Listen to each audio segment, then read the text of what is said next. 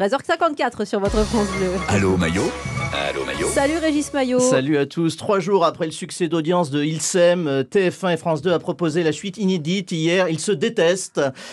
Gros succès, mais pas d'audience. Le débat du second tour. Vous avez regardé scrupuleusement. Même casting que 2007, mais distribution inversée des rôles. La teigne a changé le corps. C'est Manu le roquet du Touquet qui était face à Mamie Chatoun. Vous avez regardé ce débat? Mais évidemment, j'ai regardé le débat, un peu comme Marine Le Pen, d'ailleurs, qui a passé tout le début de sa soirée à regarder son propre débat.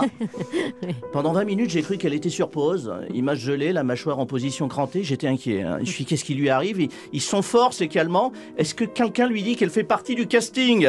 J'ai cru qu'elle allait sortir un plaid, une tisane, un chat. C'est pas star à domicile. Elle était fascinée, vous avez vu, par Emmanuel Macron. On aurait dit ma sœur devant une story de Ryan Gosling. J'ai dit, c'est ton moment, ma chérie, action!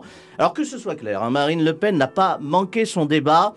Elle a juste raté le départ. Elle n'est pas partie. Ah, c'est vrai, oui. Elle n'est pas C'était partie. Elle est restée bloquée dans le starting block. Elle nous a fait une entame à la Neymar. Elle était sur la feuille de match, mais on n'a pas vu jouer. C'est le syndrome traumatique. Vous savez, bien connu quand tu repasses le permis pour la seconde fois. Le fameux démarrage en côte, sous pression. Tu enclenches la première, tu lâches doucement l'embrayage, tu accélères, et là, tu te rends compte que tu n'as pas desserré le frein à main. Et tu cales au feu vert devant toute une file de viandards de l'asphalte qui passe à côté de toi avec un air navré.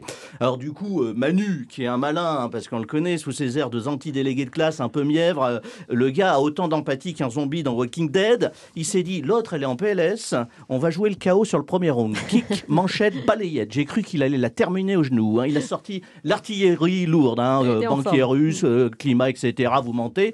Il faut le savoir, le début de soirée de Marine Le Pen, c'était un peu l'Ukraine à Mariupol. Elle s'est fait pilonner en direct à la télé sans répliquer. C'était pas un débat, mais un club échangiste sadomaso. Il y en a un qui sortait le fouet et la pince à téton, et l'autre qui souriait en attendant la fessée. Chacun ses trucs. Non, il était très à l'aise, notre président. Un peu trop à l'aise. À un moment, je me suis dit, il va mettre les pieds sur la table et demander une chiffonnade de Bellota à Gilles Boulot.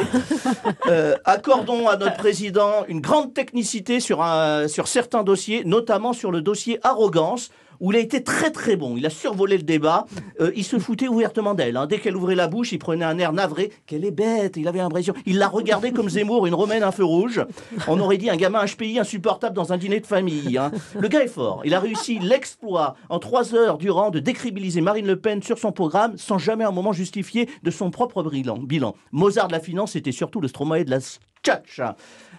Et pour conclure, et pour revenir sur une thématique qui vous est chère, le handicap, je voudrais quand même saluer les interprètes qui ont dû traduire en langage des signes Finito, Ripolliner la façade et Gérard Majax quand même. C'était la France de Jeff Panaclock qui n'a pas fait le deuil de celle de Tataillé. Et forcément son homologue qui, pour traduire l'explication de Marine Le Pen sur la TVA, n'a eu d'autre solution que d'imiter l'équipe de France d'Aveyron. Allez, finito.